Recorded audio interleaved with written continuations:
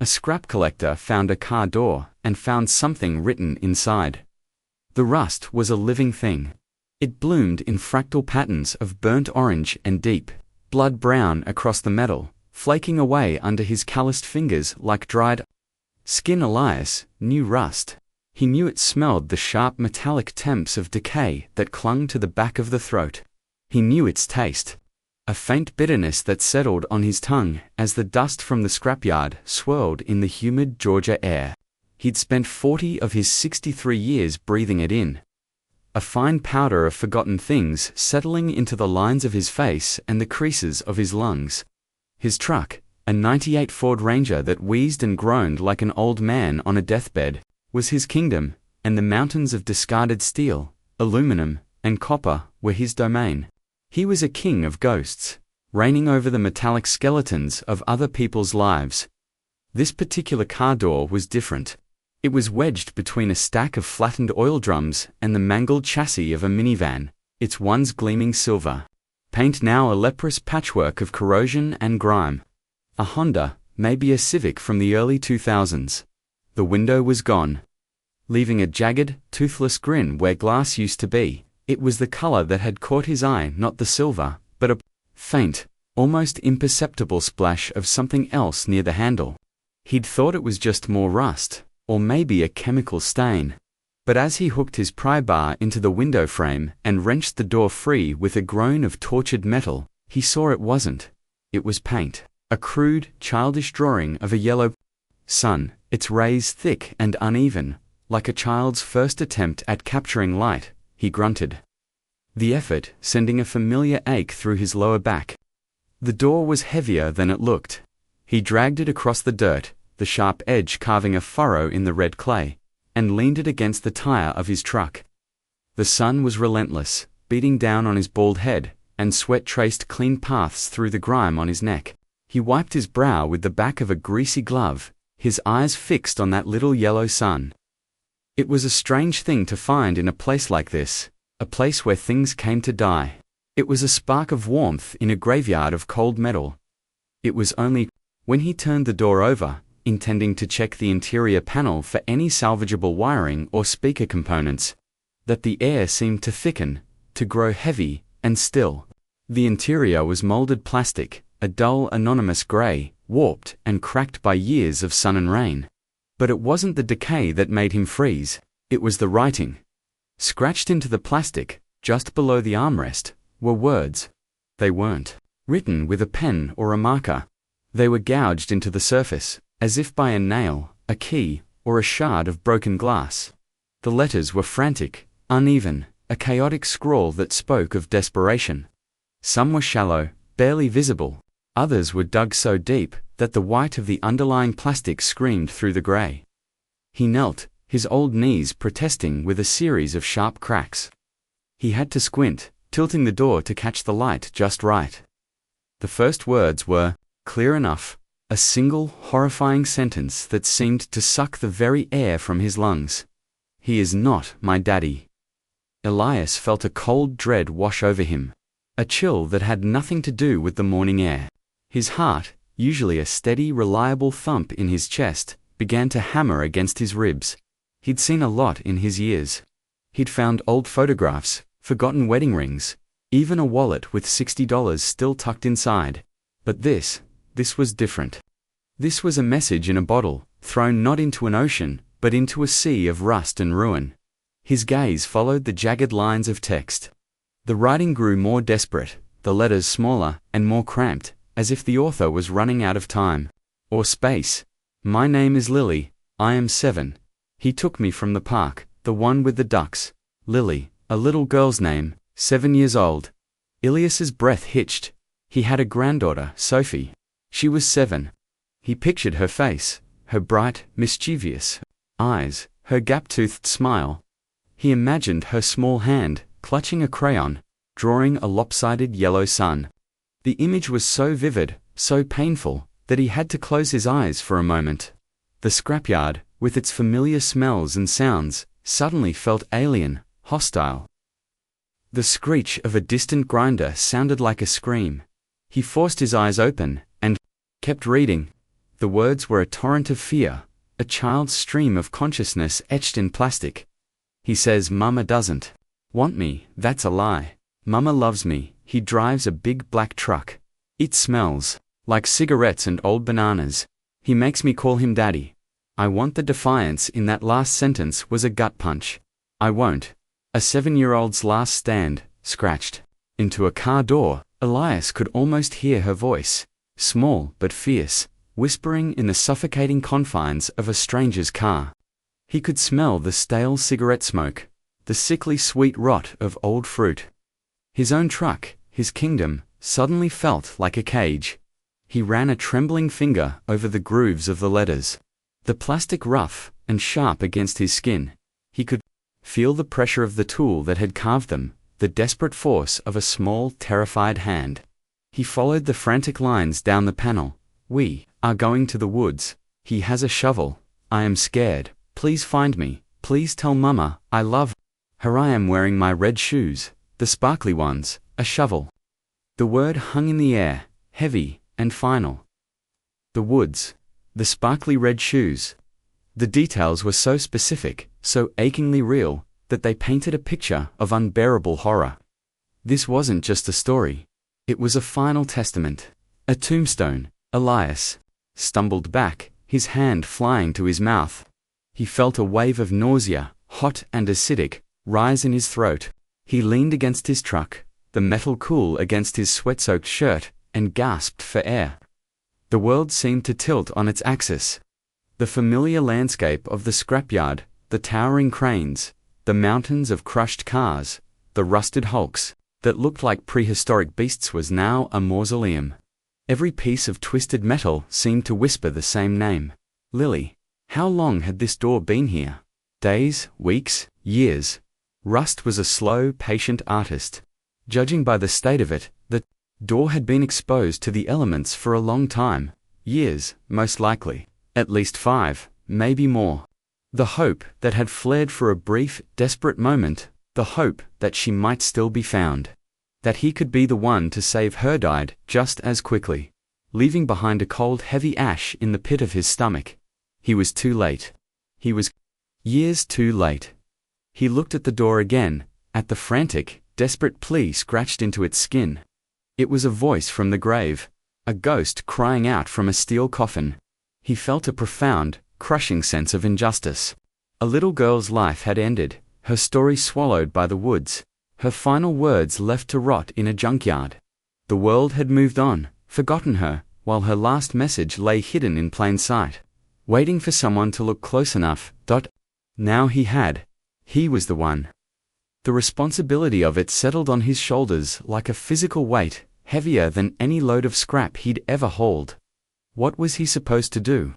Take it to the police. They'd laugh at him, an old junkman with a crazy story about a message on a rusty car door from years ago. They'd dismiss it as a prank, a hoax. They'd file a report and it would disappear into the same bureaucratic black hole that had swallowed Lily. No. He couldn't let that happen. He owed her more than that. He owed it to the little girl who had faced her end with enough courage to leave one last, defiant mark on the world. I won't. He owed it to the memory of her sparkly red shoes. His eyes scanned the rest of the door panel. There was more. Tucked away in the corner, almost hidden by a shadow, was one final chilling detail. It wasn't a sentence. It was a symbol, a shape. He had to get down on his hands and knees again, his face inches from the plastic, to make it out. It was a bird. A crude stick figure drawing of a bird in flight. But it wasn't just any bird. It had a distinctive forked tail and long pointed wings. A swallow, and beneath it, scratched with the same desperate urgency, was a single word: bluebird, bluebird. What did it mean? A nickname? A place? A clue? It was the only part of the message that felt like a puzzle, a deliberate piece of information left for someone to find. It was a key, but Elias had no idea what lock it was meant to open. A sudden noise made him jump. It was the owner of the yard, a man named Henderson. His belly straining the fabric of a sweat-stained polo shirt, yelling at one of his workers from across the yard. The sound, so ordinary, so much a part of his daily life, shattered the bubble. of silence that had enveloped him. The world rushed back in, loud and indifferent. The sun was still beating down. The grinder was still screeching. Life was going on. But not for Elias. Not anymore. Something inside him had shifted. The rust and the rot, the decay he had lived with for so long, no longer felt like an ending. It felt like a beginning. He was standing at the edge of a story. A dark and terrible story that had been waiting years to be told. He looked from the door to his truck. He couldn't leave it here. He couldn't let it be crushed, melted down, erased. It was evidence. It was a voice. It was all that was left. Of Lily. With a surge of adrenaline-fueled strength, he heaved the heavy door into the bed of his Ranger. It landed with a loud, resonant clang that echoed across the yard, a sound like a closing cell door or a tolling bell. He threw an old, greasy tarp over it, hiding the little yellow sun and the terrible words beneath from the prying eyes of the world. He had to get it out of here. He had to protect it. He paid Henderson in cash, his hands shaking so badly he could barely count the crumpled bills. Henderson gave him a strange look, his piggy eyes narrowing with suspicion. "You're all right, Elias? You look like you've seen a ghost." Elias just nodded, unable to speak. He climbed into the cab of his truck, the familiar scent of old vinyl and spilled coffee now mingling with the phantom smells of stale cigarettes and rotting bananas. He turned the key, and the engine coughed to life with a reluctant shudder.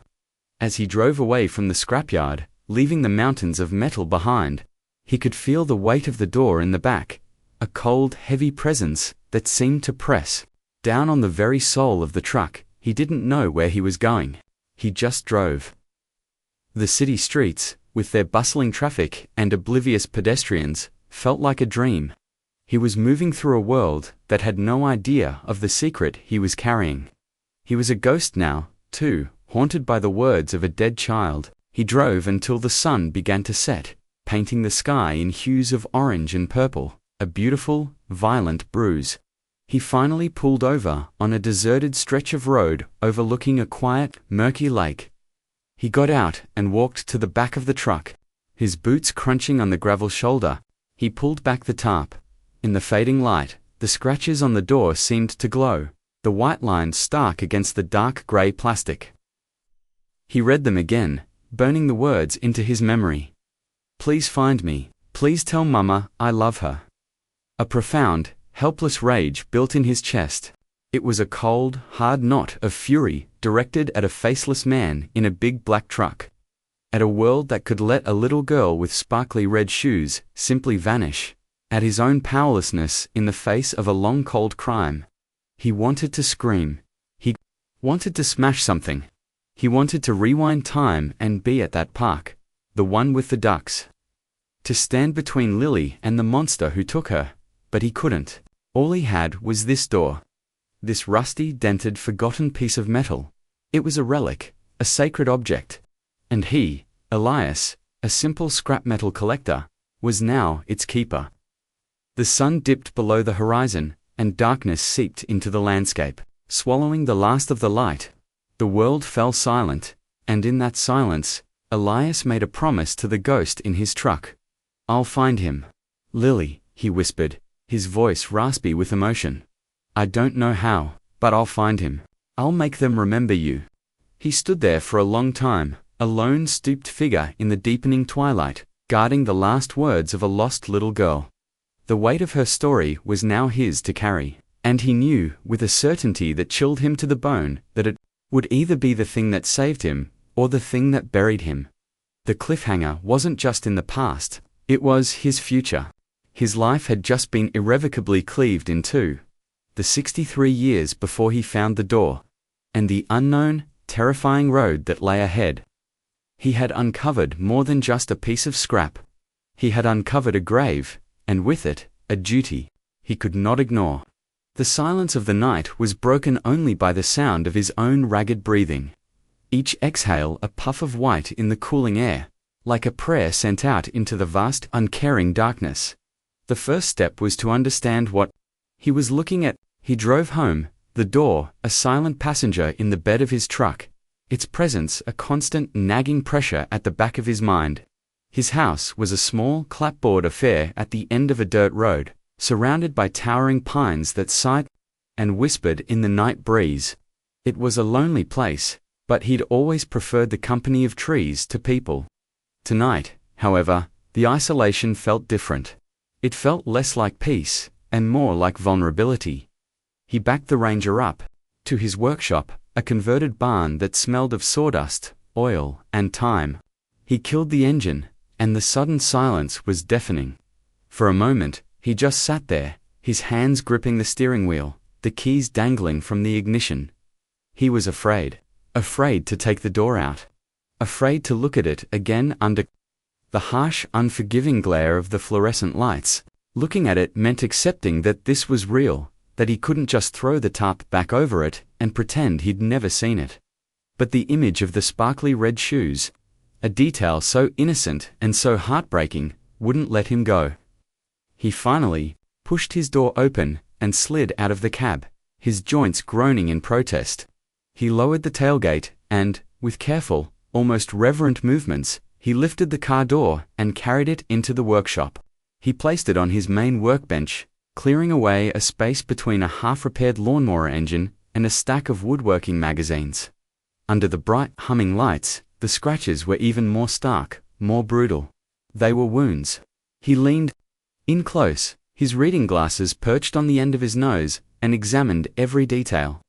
The handwriting was a mix of printed block letters and a child's clumsy cursive. The pressure varied wildly, suggesting panic, haste, and moments of sheer, terror-fueled determination. He could see where the tool had slipped, leaving long, shallow scars across the plastic. He could see the fury in the deep gouges of the words, "He is not my daddy." He could feel the heartbreak in the wavering, almost illegible plea to tell her mama she loved her. He spent hours with that door, studying it like a scholar studying an ancient text. He took photographs of it from every angle with his old flip phone. The low-quality images, a poor substitute for the raw, tactile reality of the object itself. He wrote down every word in a spiral notebook, his own handwriting a slow, deliberate crawl compared to the frantic scrawl on the door. "He is not my daddy. My name is Lily. I am 7. He took me from the park.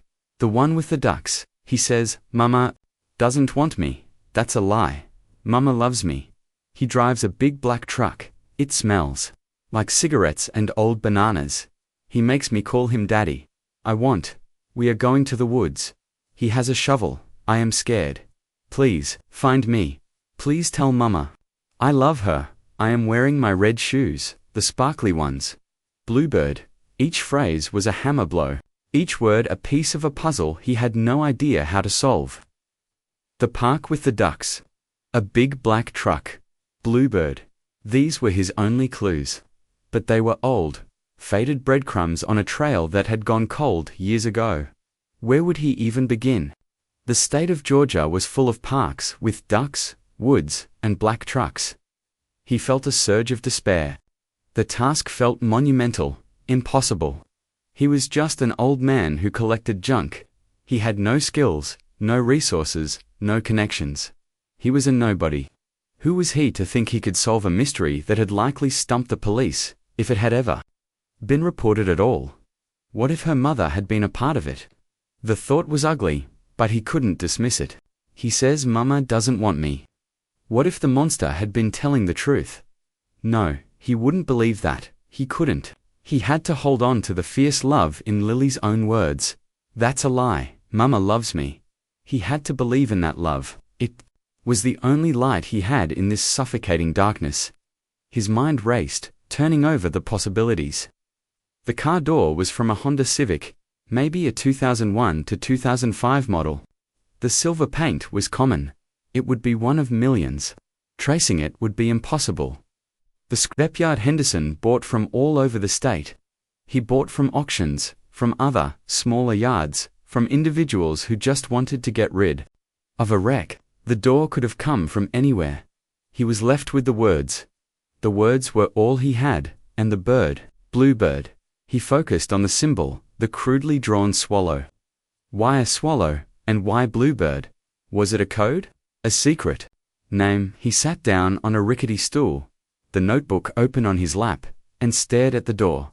The silence of the workshop pressed in on him. He felt utterly, completely alone. He was in over his head, a man drowning in a sea of questions with no land in sight. He buried his face in his hands, the rough skin of his palms scraping against his stubble. The smell of metal and oil on his hands was a comfort, a reminder of the world he understood. A world of tangible things that could be taken apart, fixed, and put back together. This was different. This was broken in a way he didn't know how to fix. He must have sat there for an hour, lost in a fog of frustration and grief. The weight of his promise to a ghost was crushing him. And then, a thought surfaced, a small, flickering ember in the darkness: the internet. He rarely used it. He had an old, clunky desktop computer in the corner of his living room that he mostly used for checking the weather and looking up parts for engines. But it was a tool, a window to a world of information he couldn't access on his own. With a renewed sense of purpose, he went inside, leaving the door on the workbench like a body laid out for an autopsy. He booted up the computer, the machine whirring and clicking as it slowly came to life. The screen flickered on, illuminating the dusty room with its pale blue light. He opened a web browser and stared at the search bar, his fingers hovering over the keyboard. What do you type to find a ghost? He started with the basics. He searched for missing girl, Lily Georgia, missing 7-year-old Lily Georgia, and a dozen other variations. The results were a deluge of heartbreak. There were so many missing children, so many Lilies. He scrolled through pages of Amber Alerts, old news articles, and memorial websites. Each one was a fresh tragedy, a story of a family torn apart. He saw faces of smiling children, their eyes full of life, and felt a pang of sorrow for each one, but none of them matched. None of them mentioned a park with ducks, or sparkly red shoes, or a message scratched into a car door. The years were wrong, the locations were wrong, the details were wrong. He changed his search terms. Child abduction Georgia, 2005 to 2015. Unsolved child murders Georgia.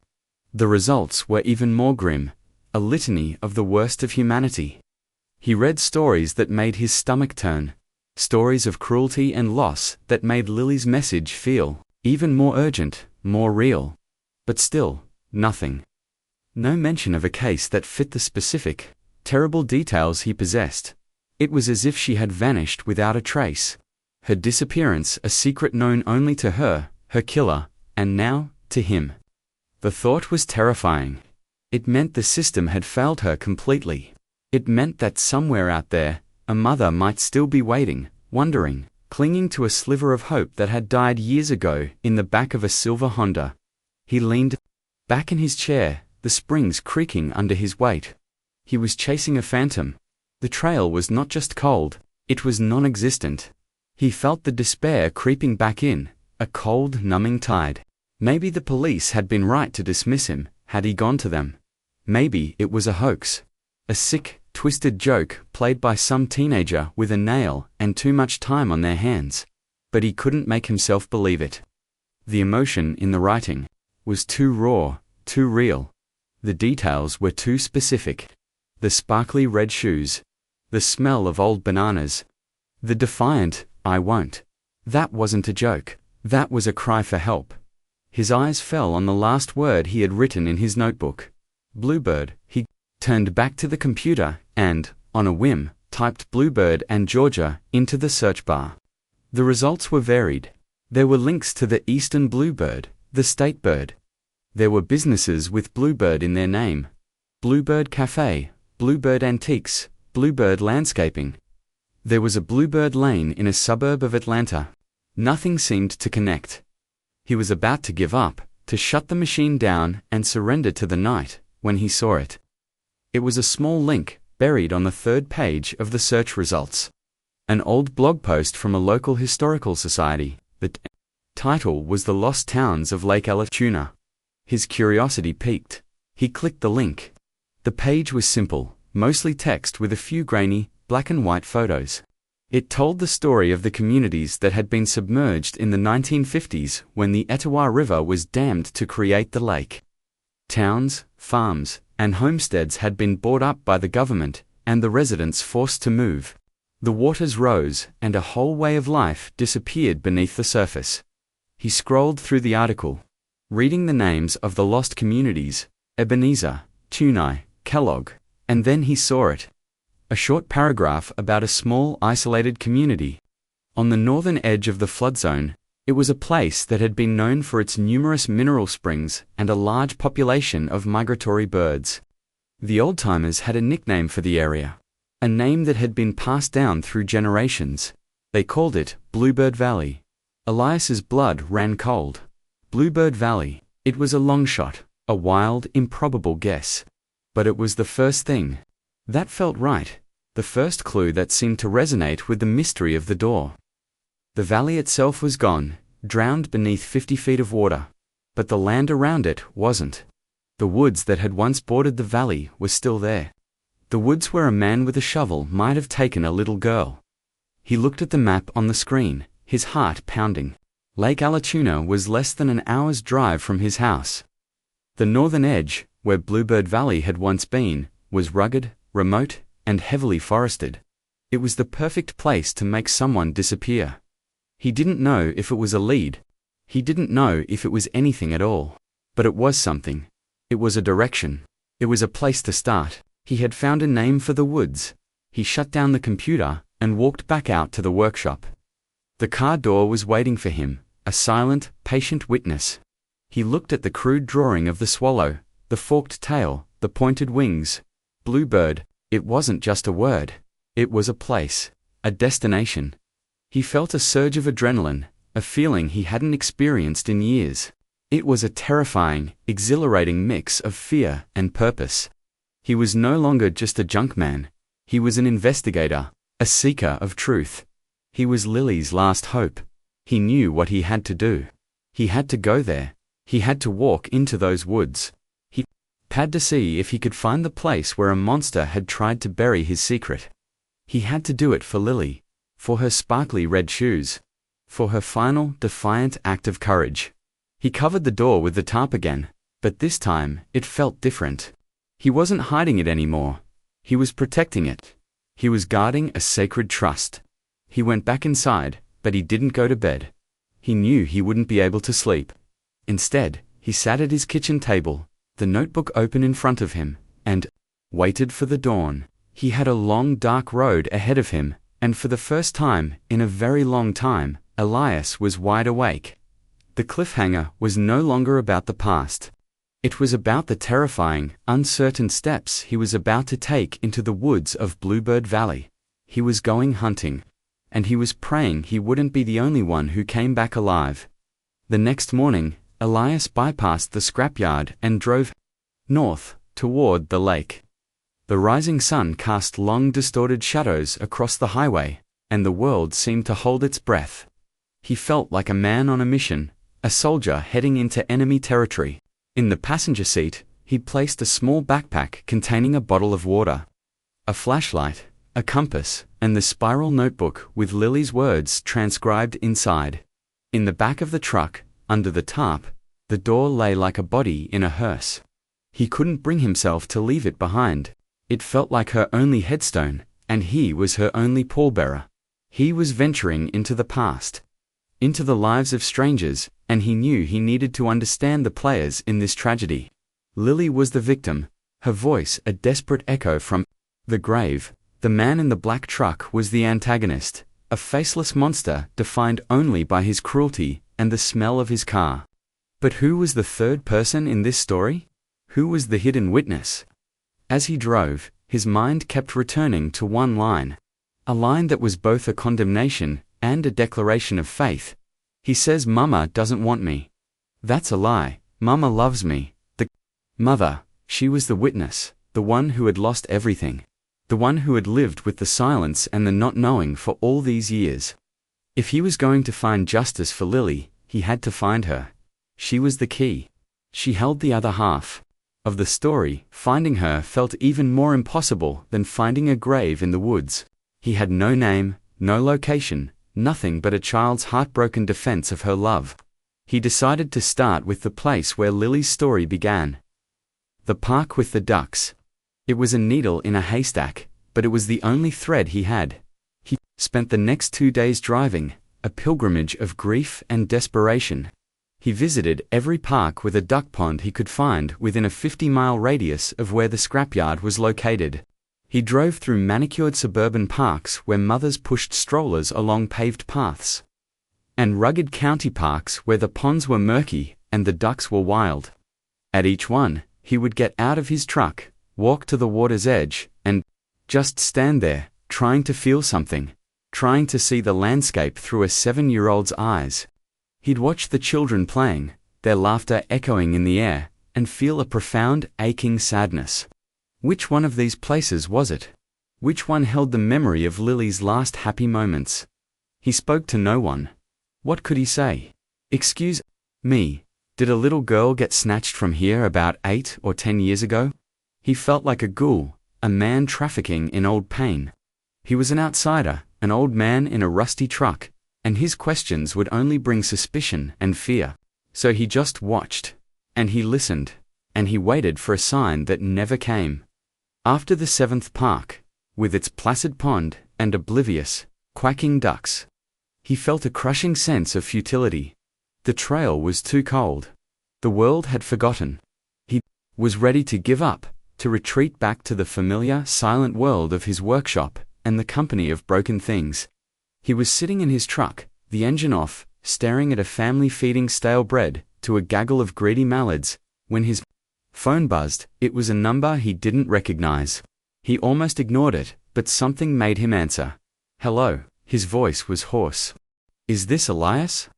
The voice on the other end was female, hesitant, and edged with a weariness that sounded ancient.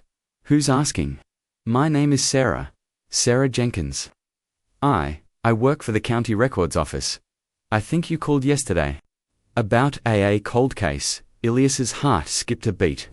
He had, in a moment of desperation, the day before, called the county clerk's office, feeding them a vague story about being a writer researching old, unsolved disappearances. He'd asked if there was any public database of cases from the last 15 years. The woman on the phone had been dismissive, telling him he'd need to file a formal request. But he'd left his name and number anyway, not expecting to ever hear back. Yes, he said, trying to keep his voice steady. Yes, that was me. Look, I probably shouldn't be doing this, she said, her voice dropping to a whisper. I could get in a lot of trouble, but what you said, it stuck with me. I've been working here for 20 years. I see a lot of things, a lot of sad stories. Most of them, they fade. But there was one that I never forgot. Elias gripped the phone, his knuckles turning white. What was it? It was never a formal case, she said. That's why you won't find it in any database. It was a welfare check that went wrong. A woman, her name was Jenna Collins. She lived in a little rental house over in Braxton. About 9 years ago, she started calling the sheriff's department. Over and over, she was frantic, said her daughter was missing. Jenna, the name felt like a prayer. What happened? Elias asked, his voice barely a whisper. That's the thing, Sarah said, a note of anger creeping into her tired voice. Nothing happened. Her ex-husband had just won a custody battle. A nasty one, from what I remember. He was a pillar of the community, you know the type, big-shot lawyer, friends in high places. His name was Richard Sterling. When Jenna called, he told the deputies that she was unstable, that she was a drunk, an addict, and that she was just trying to cause trouble because she'd lost the kid. He had the court order. He had all the power. So they logged her calls as harassment. They told her, if she kept it up, they'd arrest her. The injustice of it was a physical blow. Elias felt the rage from the night by the lake return, cold and sharp, so they just ignored her. They did more than that. Sterling filed a restraining order. She wasn't allowed within 500 feet of him or the girl. A few weeks later, Jenna was arrested for violating it. She'd been found parked outside his gated community, just sitting in her car. She swore she was just trying to see her daughter, to make sure she was okay. They sent her to a state facility for a 72-hour psychiatric evaluation. When she got out, she was broken. She lost her job, her house, everything. A few months later, she was gone. Just disappeared. No one knew where she went. And the girl? Elias asked, dreading the answer. The daughter, Lily, Sarah said, and the name hung in the air between them, a shared, terrible secret. Her name was Lily. Elias closed his eyes. It was her. He had found her. Or at least, he had found her name, her story. A story of a mother whose love had been twisted into a weapon against her. A woman silenced by a powerful man and an indifferent system. Jenna wasn't a witness. She was a victim too. What about the father? Elias asked. Richard Sterling, where is he now? Still around, Sarah said, her voice laced with contempt. Still a big shot. Lives in a mansion up in Northwood Hills. He told everyone that Jenna had run off, and that he was raising Lily on his own. He played the part of the devoted, heartbroken single father perfectly. People felt sorry for him. He got a lot of mileage out of that story. And no one ever asked to see the girl. He said he sent her away to a special boarding school. In Switzerland, for her privacy and security, he said. To protect her from the trauma of her mother's instability. People bought it. Why wouldn't they? He was rich, he was charming, he was powerful. Who was going to question him? Elias felt sick. It was a perfect crime, hidden in plain sight, protected by money and influence. Sterling hadn't just taken Lily, he had erased her mother, rewriting her as a madwoman, a hysteric, a ghost. Sarah, Elias said, his voice thick with emotion. Thank you. You have no idea what you've done. Just be careful, Elias, she whispered. Richard Sterling is not a man you want to cross. He's ruined people for less. The line went dead. Elias sat in his truck for a long time, the phone still pressed to his ear. The pieces were starting to fall into place, forming a picture of unimaginable cruelty. He now had the main players in his tragedy. Lily, the silenced victim. Jenna, the discredited mother, her love and grief dismissed as madness. And Richard Sterling, the architect of it all, a man who had used his power not just to commit a crime, but to control the very narrative of reality itself. He knew he couldn't go to the woods yet. Not now. The woods were the end of the story. He had to go back to the beginning. He had to find Jenna. She was the only other person in the world who knew the truth about Richard Sterling. She was the only one who would believe him. But how do you find a woman who had been erased? He had a name, but that was it. She could be anywhere. She could be dead. The thought sent a fresh wave of despair through him. He started the truck and began to drive, not towards the lake, but back towards the city. He had an idea. It was a long shot, a desperate grasping at straws kind of idea, but it was all he had. He was going to find the house where Jenna Collins had lived, the last place she had been before the system broke her and she disappeared. Sometimes, he knew, ghosts leave things behind. It took him the rest of the day, but he found it. Using the old address from the welfare check that Sarah had given him, he located the small rental house in Braxton. It was a sad, neglected little place. Its paint peeling, its small yard overgrown with weeds. It looked abandoned, but a different family's car was parked in the driveway. He parked his own truck down the street and just watched it for a while. A silent vigil for the woman who had lost everything inside those walls. He knew he couldn't just knock on the door. He needed a different approach. He was a gentleman, he would act like one. He got out of his truck and started walking down the alley behind the house, his eyes scanning the overflowing trash cans and discarded furniture. He was looking for ghosts, for remnants of a life that had been packed up in a hurry. And then he saw it. Leaning against the back of a dilapidated shed behind Jenna's old house was a small rusted piece of metal. It was a child's bicycle, a little girl's bike, with faded pink paint, and the remnants of what had once been colorful streamers on the handlebars. The tires were flat and cracked. The chain was a solid loop of rust. It had been left behind, forgotten. He knelt beside it, his heart aching. This was Lily's. It had to be. He could almost see her, her pigtails flying, her feet pumping the pedals, her laughter filling the small backyard. He ran his hand over the rusted frame, and his fingers brushed against something taped to the underside of the seat. It was a small, plastic Ziploc bag, yellowed with age. Inside was a folded, crumpled piece of paper. His hands trembled as he worked it free. He carefully unfolded it. It was a child's drawing. On one side, there was a picture of a woman with long brown hair and a big smile, holding the hand of a little girl with red shoes. Above them, in a child's scrawl, were the words, "Mama and me." He turned the paper over. On the back, in a different handwriting, an adult's frantic, desperate script, were a few short lines. "He can't take you. I won't let him. Will. Go away. To the place by the water, our secret place. I'll keep you safe. I promise." And below that, a single word. Bluebird. Ilias gasped. It was a message. A promise from a mother to her daughter. Bluebird wasn't just the place Lily was taken to die, it was their secret place. A place of safety. A sanctuary. Had Jenna gone there? Was she hiding there all these years, a hermit living with her grief, waiting for a daughter who would never come home? The thought was both hopeful and horrifying. He looked from the drawing to the rusted bicycle. He had found his connection. He had found Jenna's voice, her last desperate promise to her child. The conflict was no longer just his. It was hers too. He was no longer alone in this fight. He carefully folded the drawing and put it in his pocket. It felt as sacred as the car door. He left the bicycle where it was, a silent memorial to a stolen childhood. He walked back to his truck, his mind reeling. The story was deeper, more twisted than he could have imagined.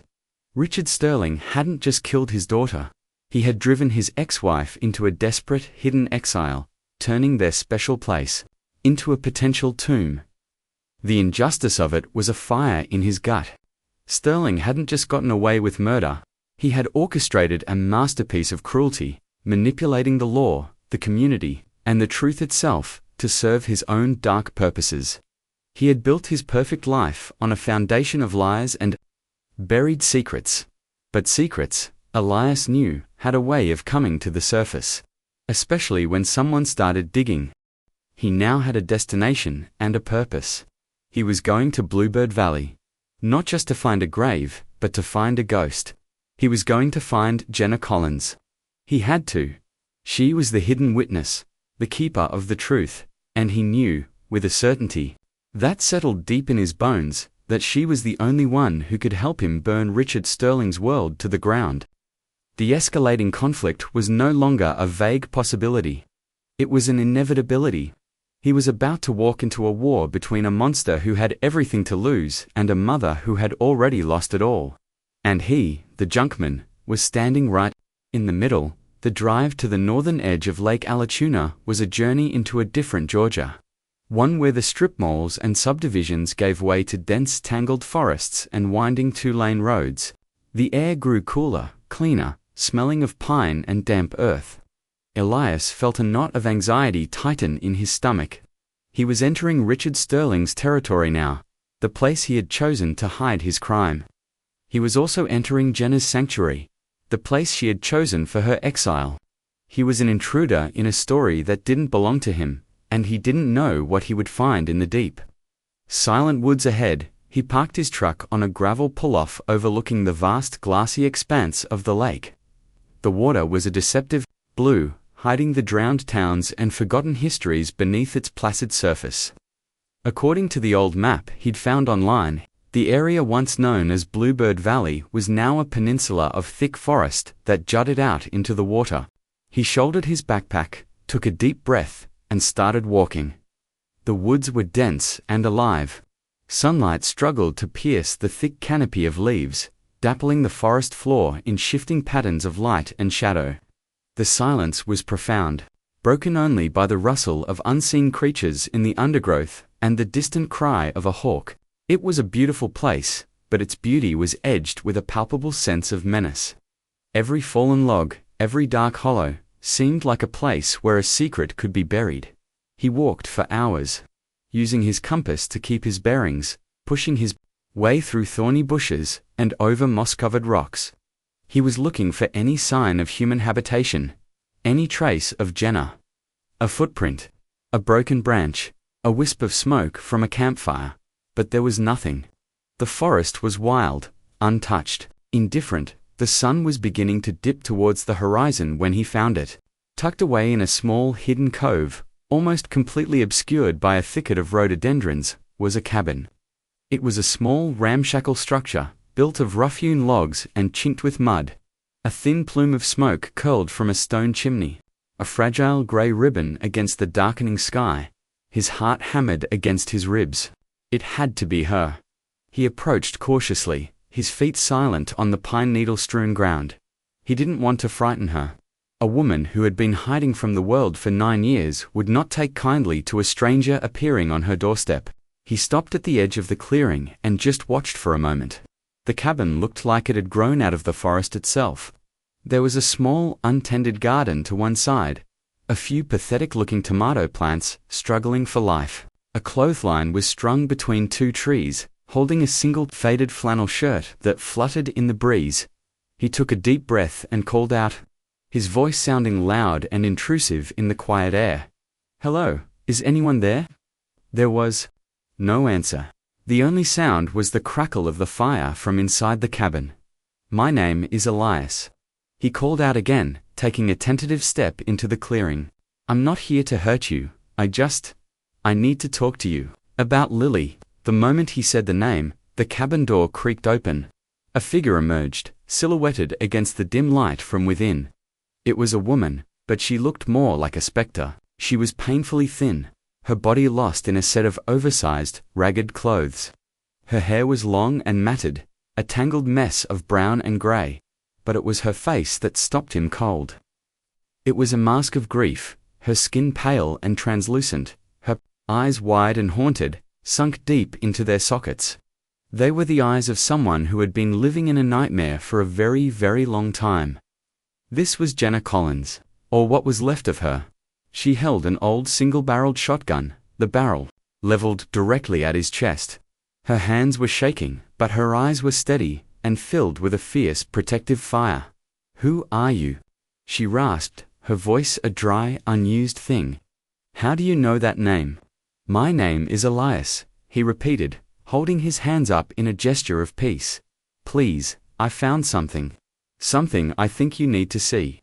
She didn't lower the gun. Her eyes narrowed, studying him with a desperate feral intensity. "You're one of his, aren't you? He sent you. After all this time, he sent you to finish the job." "No," Elias said, his voice gentle. "I'm not from him, I swear to you. I'm just a junkman.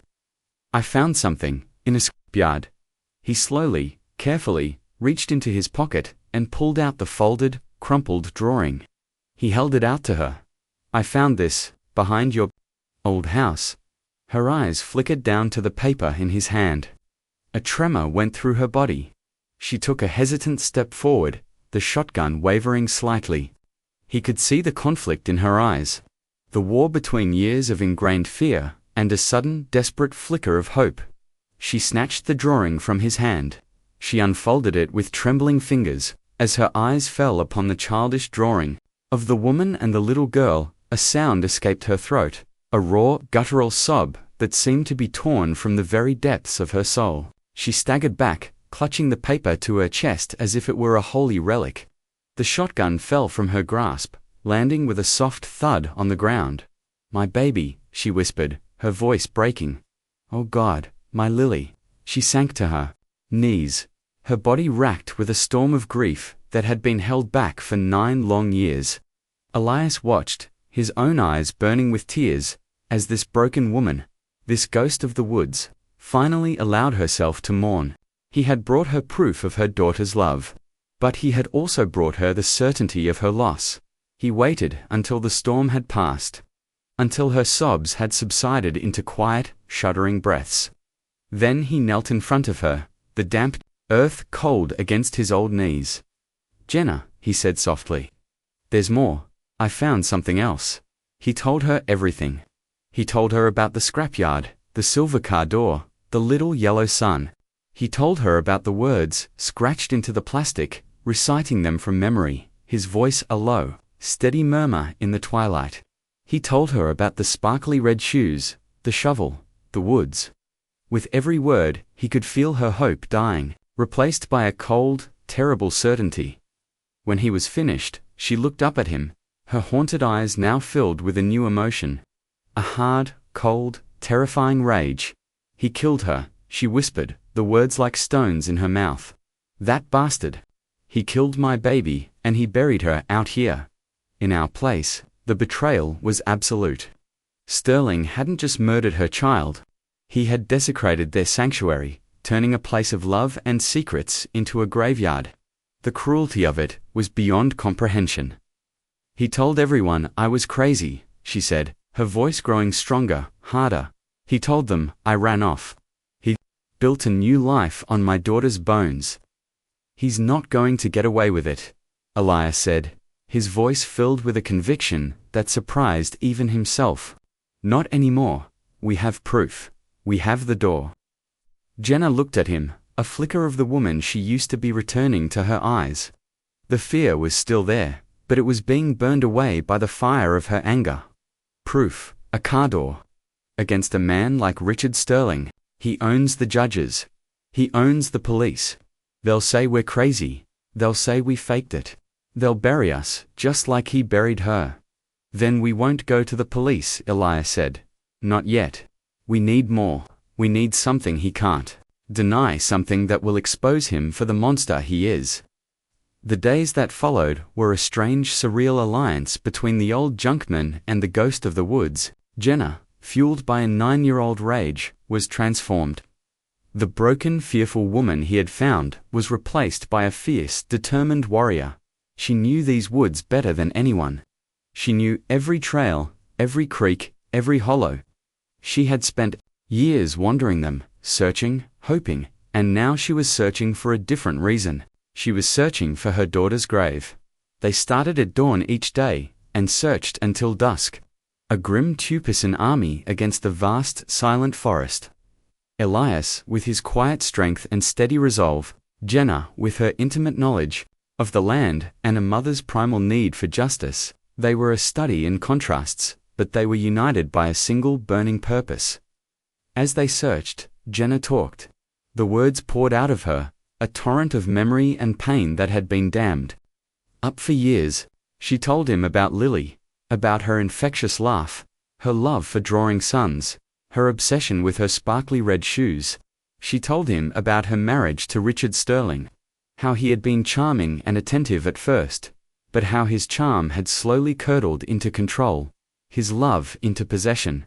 He had isolated her from her friends, her family, chipping away at her confidence until she felt like a prisoner in her own home. He never wanted a daughter, she said one afternoon, as they rested by a small gurgling creek. He wanted a possession, a perfect little doll to show off at parties. But Lily was a firecracker. She had a spirit. She wouldn't be controlled, and he hated her for it. The custody battle had been his final act of cruelty. He had used his money and his influence to paint her as an unfit mother. Using a single, isolated incident, where she'd had 2 glasses of wine at a dinner party, and twisted it into a narrative of raging alcoholism, he'd paid off a psychiatrist to declare her emotionally unstable. He'd won. He'd taken everything from her. The last time I saw her, Jenna said, her voice catching, he was putting her in his car. She was crying. She didn't want to go. She looked at me, and she mouthed the words, "I love you, Mama." And then he drove away, and that was it. The injustice was a physical thing, a sickness in the pit of Elias's stomach. The system hadn't just failed Jenna and Lily. It had been an active participant in their destruction, a willing tool in the hands of a rich and powerful man. Their search was fruitless. The woods were vast, and the grave was small. After a week of combing the forest, they had found nothing. Jenna's fierce determination began to fray, replaced by a familiar, haunting despair. The conflict was escalating, but it was an internal one. Her hope was at war with 9 years of hopelessness, and it was losing. "It's no use, Elias," she said one evening, her voice flat and dead. "He could have buried her anywhere. We'll never find her. He won. He always wins." They were sitting by the fire outside her cabin, the flames casting dancing shadows on their tired faces. Elias looked at this woman, at the raw, open wound of her grief, and he felt a surge of protectiveness. He couldn't let her give up. He wouldn't. "He doesn't win," Elias said, his voice low and firm. "Not this time. We just need to think. What are we missing? There has to be something else. Some other clue." He pulled out his notebook, the pages now filled with his notes, with Jenna's memories, with the details of their search. He read Lily's words aloud again, his voice echoing in the quiet night. "He drives a big black truck. It smells like cigarettes and old bananas." Jenna shuddered at the description. "That was his hunting truck," she said. "A big, black Ford F250. He loved that thing more than he ever loved me or Lily. He kept it at his private hunting lodge. Said it was his escape." Elias's head snapped up. "A hunting lodge? We're about 10 miles from here," she said, pointing east, on the other side of the ridge. "He owns a few hundred acres of private land up there. No one's allowed on it. A private hunting lodge. A place where no one would go. A place where a man could do things in secret." It was a long shot, but it was a new direction. A new place to look. "We have to go there," Elias said. "We can't," Jenna said, her eyes wide with fear. "It's his place, Elias. He has cameras, alarms. He'll know. Then we'll be careful," Elias said. "We'll go at night. We're not looking for a fight. We're just looking for the truck, or what's left of it." The thought was a lightning bolt. The silver Honda door had ended up in a scrapyard. What had happened to the rest of the car? And what had happened to the black truck? A man like Richard Sterling, so meticulous, so controlling, wouldn't have just sold them. He would have disposed of them. He would have erased them. And what better place to hide a secret than on a few hundred acres of private forbidden land? The decision was made. They would go. It was a desperate, dangerous gamble. They would be trespassing on the property of a powerful, ruthless man. A man who had already gotten away with murder. The conflict was no longer just a search for the past, it was about to become a direct confrontation with the present. They were no longer just searching for a grave. They were walking into the lion's den. And they both knew that this time, the lion might be home. The stakes had been raised. From a cold case to a live threat. Their quest for justice had just become a matter of survival. The night was moonless. A thick, velvet blackness that swallowed the light from their flashlights. Elias and Jenna moved through the woods like wraiths, their footsteps muffled by the damp earth. The air was cold, and Jenna's breath plumed in the narrow beam of her light. Fear was a living thing between them, a third presence on their journey. They were walking into the heart of the monster's territory. And every snapping twig, every hoot of a distant owl, sounded like a prelude to discovery. Sterling's property was marked by a high chain-link fence topped with barbed wire. It was a clear, unambiguous message. Keep out. They followed the fence line for half a mile until they found what they were looking for. A section where a fallen oak tree had crushed the top of the fence, creating a small jagged opening. It was a tight squeeze, but they managed to slip through, tearing their clothes on the sharp wire. They were in. The landscape inside the fence was different. The woods were more managed, the undergrowth cleared away. A well-maintained dirt road snaked its way through the trees. They followed it, staying in the shadows at its edge, their senses on high alert. After a 20-minute walk, they saw it. The lodge was a massive 2-story structure of dark wood and stone, a monument to wealth and power set against the wildness of the forest. It was completely dark, not a single light on inside. But it was the building next to it that held their attention. A large 4-car garage, its doors shut tight. "The truck," Jenna whispered, her voice trembling. "If it's anywhere, it's in there." They crept across the manicured lawn, their hearts pounding a frantic rhythm against their ribs. The garage was locked, of course. A heavy-duty padlock secured the main door. Elias looked at Jenna, his eyes asking a silent question. She gave a single, determined nod. There was no turning back now. He took a small crowbar from his backpack. He wedged it into the hasp of the lock and pushed. The metal creaked, groaned, but held firm. He pushed again, putting all his weight into it, his muscles straining. With a loud sharp crack that echoed in the silent night, the hasp splintered and broke free. The sound was like a gunshot. They both froze, listening, their bodies tense, waiting for the sound of alarms, of shouting, of running feet. But there was only silence. With their hearts in their throats, they slowly, carefully, lifted the heavy garage door. It rolled upwards with a series of loud, protesting groans. The air that wafted out was stale and cold, thick with the smell of dust, oil, and something else. A faint, sickly sweet smell that was horribly familiar. The smell of old bananas. Elias shone his flashlight into the darkness. The beam cut through the gloom, revealing the cavernous space. It was a rich man's showroom. A gleaming black Range Rover sat next to a vintage Porsche.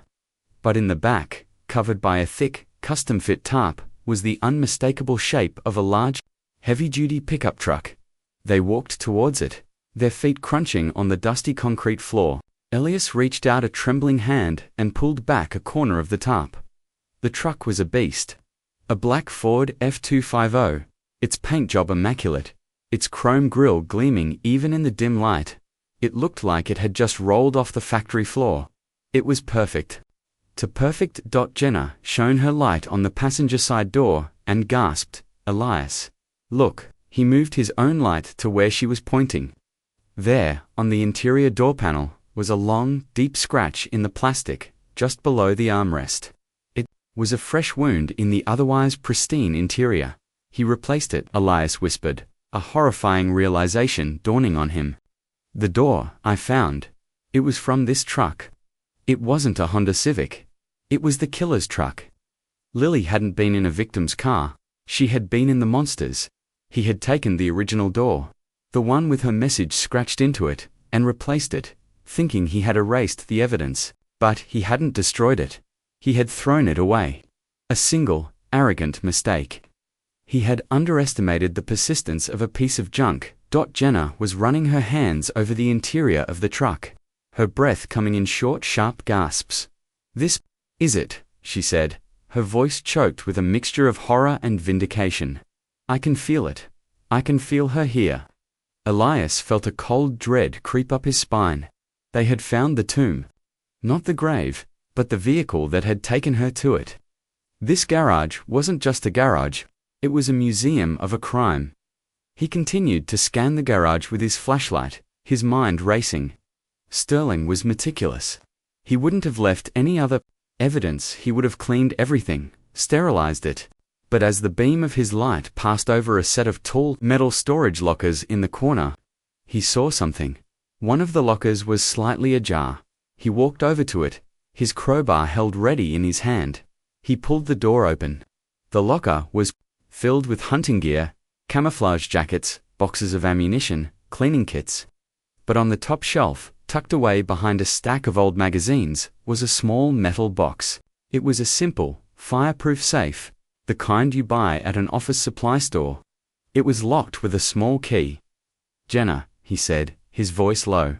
"Come here." She came to his side, her eyes wide. He pointed the flashlight at the box. "He's hiding something. He didn't need to force this one." The key was in the lock. It seemed Sterling was so confident in his fortress that he hadn't even bothered to remove it. Elias turned the key. The lock clicked open. He lifted the lid. The plot twist wasn't a single, dramatic revelation. It was a slow, sickening cascade of horror. The box contained Richard Sterling's secret life. His trophies. On top was a small digital voice recorder. Elias pressed the play button. A man's voice filled the silent garage. It was smooth, confident, charming. It was Richard Sterling. He was talking to someone, his voice a low, soothing purr. "It's okay, sweetie, Daddy's here. We're just going for a little ride. A special trip, just for us. You're going to a better place. A place where you can't cause any more trouble. A A place where you can be quiet. Jenna let out a strangled cry and clapped her hand over her mouth. It was him. His voice was a venomous caress, a sound of pure, undiluted evil. Then, they heard another sound on the recording. A small, terrified whimper. And then, a child's voice, small but defiant. "You are not my daddy." It was Lily, her last recorded words. Ilias's hand was shaking so hard, he almost dropped the recorder. This was it. This was the proof. A recording of the abduction itself. But there was more in the box. So much more. Beneath the recorder was a collection of Ziploc bags. Each one contained a single small object. A lock of blonde hair, tied with a blue ribbon. A child's tooth. A small plastic barrette, shaped like a butterfly. And at the bottom of the box, a single sparkly red shoe. Jenna stared at the shoe, her face a canvas of utter devastation. She didn't scream, she didn't cry, she just made a low wounded sound, like an animal caught in a trap. This was a collection, a serial killer's collection. Lily wasn't his only victim. The full monstrous scope of Richard Sterling's depravity was laid bare in that small metal box. He wasn't just a man who had killed his daughter to win a custody. Batterley was a predator, a monster who had been hunting children for years, hiding his crimes behind a mask of wealth, power, and respectability. The hunting lodge wasn't just for animals. Elias felt a white-hot rage consume him. The injustice was so profound, so absolute, that it felt like a physical force. This man had been living a life of luxury, celebrated by his community, while he kept a box of souvenirs from the lives he had destroyed. The stakes had just shifted from a single, personal tragedy to a public scandal of unimaginable proportions. This wasn't just about getting justice for Lily anymore. It was about all the other Lilies, the ones whose names they didn't know, the ones whose stories had been silenced forever. Suddenly, a blinding white light flooded the garage. A voice, amplified by a bullhorn, boomed through the night. "Stay where you are. You are surrounded. Put your hands in the air." They were caught. The silent alarm they hadn't seen. The trap they had walked right into. Elias looked at Jenna. Her face was pale, but her eyes were blazing with a terrifying, righteous fury. She wasn't a victim anymore. She was an avenger. He quickly grabbed the voice recorder and the red shoe, stuffing them into his backpack. He didn't know if they would make it out of this alive. But he would not leave the proof behind. Headlights cut through the darkness as two police cars and a large black SUV, a vehicle that was not a police car, screeched to a halt outside. The garage, blocking their only exit doors, slammed. Men were shouting, but Elias wasn't looking at the police. He was looking at the man who had just stepped out of the SUV. He was tall, handsome, dressed in an expensive suit, his silver hair perfectly quiet. He looked calm, confident, in control. It was Richard Sterling. And he was smiling. It was a cold, predatory smile, the smile of a man who had just cornered his prey. The smile of a man who always wins. The tension had reached its breaking point. The hidden war had just become a public siege, and the monster himself had come to oversee the final brutal act. The air crackled with a tension so thick it was hard to breathe. The beams from half a dozen flashlights pinned Elias and Jenna against the black truck, turning the dusty garage into a stark, overlit stage. Richard Sterling walked towards them, his expensive leather shoes crunching on the concrete. He moved with the unhurried grace of a predator who knows the trap has been sprung. The uniformed officers hung back, their expressions a mixture of confusion and deference. It was clear who was in charge. Well, Sterling said, his voice the same smooth, venomous purr from the recording. He stopped a few feet away, his eyes sweeping over them with cold amusement. He looked at Jenna, and his smile widened. "Jenna, I have to admit, I'm surprised. I thought you'd have drunk yourself to death by now." "And you," he said, his gaze shifting to Elias. "You must be the junkman I've been hearing about, sticking your nose where it doesn't belong." Jenna took a step forward, her body trembling with a rage that was almost biblical. "Where is she, Richard? Where did you bury my daughter?" Sterling chuckled, a low, condescending sound, still playing the grieving mother. "It's a tired act, Jenna. You lost. You ran away. You abandoned her. Everyone knows the story. We found the door, Elias said, his voice low and steady. We found her words, Sterling, and we found your box of trophies. He patted the backpack slung over his shoulder. For the first time, a flicker of something other than amusement crossed Sterling's face. A flash of genuine surprise, quickly masked he had underestimated them. You're insane, he said, his voice turning hard, cold. Both of you, a delusional runaway and a senile old man. You break into my private property, and you concoct these wild fantasies. He turned to the lead officer, a portly middle-aged man with a weary expression. Sheriff, arrest them. Trespassing, breaking and entering, theft. I'm sure we can think of a few more charges. The sheriff took a hesitant step forward.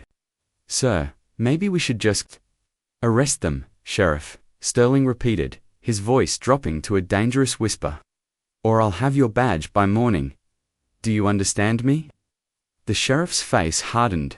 He knew who paid his salary, who funded his re-election campaigns. He nodded curtly and gestured to his deputies. Cuff them.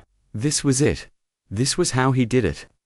With threats, with power, with money. He was closing the net, burying the truth. Under the weight of a corrupt system that he owned, body and soul, Elias felt a surge of despair. They had the proof, but it meant nothing if it was buried with them in a jail cell. But Jenna wasn't finished. She had been silent for 9 years, and the dam was about to break. You won't get away with this, she said, her voice ringing with a newfound power. She was no longer the ghost of the woods. She was a fury. You think you can silence us? You think you can silence her? And then she did something that no one, least of all Richard Sterling, could have anticipated. She began to sing. Her voice, rusty from years of disuse, was shaky at first, but it grew stronger with every note. It was a lullaby, a simple sweet melody that a mother sings to her child. Go to sleep, my bluebird, go to sleep. The moon is watching from the sky so deep. Dream of suns so yellow and so bright. Go to sleep, my love, and sleep all night. The effect was electrifying. The deputies froze, their handcuffs dangling from their hands. The sheriff's jaw went slack. Even Sterling seemed momentarily stunned, his smug composure faltering. The sound of that simple, heartbreaking lullaby, sung by this broken woman in the cold, sterile garage, was more powerful than any weapon. It was the sound of pure, unconditional love. It was the sound of the truth, and it was the signal. From the dark woods behind the lodge, a single bright light cut through the blackness. Then another, and another. A line of headlights, emerging from the trees. A procession of vehicles, driving slowly, deliberately, across the manicured lawn. They weren't police cars, they were news vans. Channel 2, Channel 5, the Atlanta Journal-Constitution, a dozen of them, their satellite dishes aimed at the sky. A woman with a microphone and a cameraman running behind her was in the lead, her face grim and determined. Richard Sterling, she shouted, her voice amplified by the microphone. Have a copy of the recording. We have the testimony of Sarah Jenkins from the county records office. We have the car door. It's over. Sterling's face, illuminated by the harsh glare of the television lights, was a mask of disbelief and fury. He was a rat in a trap, and the walls were closing in. He spun around, his eyes wild, looking for an escape route, but there was none. He was surrounded by the two things he could no longer control, a mother's love and the public's outrage. The cinematic payoff wasn't a courtroom bombshell, it was a trial by media, happening live, on his own pristine lawn. Elias had made one last, desperate call before they'd left for the lodge. He had called the one person he thought might listen, a young, ambitious investigative reporter he'd seen on the local news, a woman who had made a name for herself by taking on powerful people. He had told her the whole story, sent her the photos of the door, and given her the name of the one person who could corroborate the cover-up, Sarah Jenkins. He had told her where they were going, and what they expected to find. He had gambled that her hunger for a story would be stronger than her fear of Richard Sterling. And he had been right. The sheriff and his deputies, seeing the cameras, seeing the tide turn so spectacularly, backed away, their allegiance shifting in real time from their corrupt benefactor to the court of public opinion. They were no longer enforcers, they were witnesses. Sterling, cornered and exposed, did the only thing a monster like him could do. He lunged, not at the reporters, not at the police, but at Jenna. He was a wounded animal, trying to destroy the source of his pain, but Elias was ready. He stepped between them, his old, tired body moving with a speed he didn't know he possessed. He raised the crowbar, not as a weapon, but as a shield. Sterling crashed into him, and the two men went down in a tangle of limbs. The voice recorder flew from Elias's backpack, skittering across the concrete floor. It landed at the feet of the lead reporter. She picked it up, her eyes wide. She held it up to her microphone. And in the ensuing chaos, with cameras flashing and people shouting, she pressed play. Lily's voice, small and clear and defiant, echoed across the grounds of the hunting lodge, broadcast live to the entire city of Atlanta. "You are not my daddy." The sound cut through the noise, a crystal clear indictment from the grave. It was the voice of every child he had ever hurt, every life he had ever destroyed. It was the voice of truth, and it was undeniable. Richard Sterling froze, the fight going out of him. He looked up from the ground, his face illuminated by the flashing lights of the news cameras. The mask was gone, the charm, the power, the confidence, all of it stripped away. All that was left was the hollow, empty core of a man who had built his world on the suffering of others. He looked small, pathetic, defeated. The arrest, when it finally happened, was almost an afterthought. A new set of officers, state police this time, arrived and led him away in handcuffs. His head bowed, his expensive suit now rumpled and stained with dirt. He didn't say a word. There was nothing left to say. His kingdom of lies had crumbled to dust. Elias pushed himself to his feet, his body aching, his heart pounding with a mixture of terror and triumph. He looked at Jenna. She was standing over the spot where Sterling had fallen, her face streaked with tears, but they were not tears of grief. They were tears of release, of vindication, of justice. She walked over to him, her steps steady and sure. She took his old calloused junkman's hands in her own. "You did it, Elias," she whispered, her voice filled with a gratitude that was too big for words. "You made them listen. You gave her back her voice."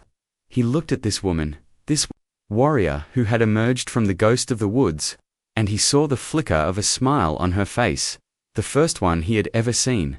It was a small, fragile thing, but it was real. He looked around at the chaos, at the reporters shouting into their microphones, at the police securing the crime scene, at the dark, silent lodge that had held so many terrible secrets. He had done what he had promised. He had found justice for Lily. He had uncovered the truth. But as he stood there, amidst the wreckage of Richard Sterling's life, he knew that this was not the end of the story. It was just the end of the war. The emotional aftermath, the long, slow process of healing, was yet to come. And he knew, with a certainty that settled deep in his soul, that the cost of this victory would be a heavy one. The ghosts of Bluebird Valley had been avenged, but their echoes would linger for a long, long time. The media frenzy that followed was a firestorm. The story of the Bluebird killer dominated the news for months. Richard Sterling's life of secrets was peeled back, layer by layer, for a horrified public to see. The contents of his trophy box led investigators to reopen a dozen cold cases across 3 states. He was linked to the disappearances of at least 6 other children over a period of 15 years. His charm had been his shield, his wealth, his armor. He was the monster next door, and the entire community was forced to confront the chilling reality that they had admired and protected a serial killer. The trial was a formality. The evidence was overwhelming. The recording of Lily's voice, the sparkly red shoe, the testimony of Sarah Jenkins, who had become an unlikely heroine, all painted a picture of a man so devoid of humanity that the jury took less than an hour to convict him on all counts. He was sentenced to life in prison without the possibility of parole, destined to rot in a cage, a fate he had designed for so many others. For Elias, the aftermath was a strange and disorienting whirlwind. He was no longer an anonymous junkman. He was a hero. Reporters camped out at the end of his dirt road. People sent him letters, money, gifts. They wanted to hear his story, to touch the hand of the man who had brought down a monster. But he wanted none of it. He retreated into the familiar quiet of his workshop, the smell of oil and sawdust his only comfort. The door, Lily's door, was no longer in his possession. It was evidence, locked away in a police storage facility. Its job, finally done. But he didn't need to see it to remember the words. They were etched into his memory, a permanent part of him. He had kept his promise to Lily. He had made them remember her. But the victory felt hollow. He had waded into the darkest parts of the human soul, and he had come back, changed. The world no longer looked the same.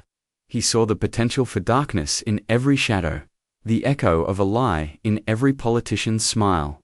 The rust in his scrapyard no longer looked like decay.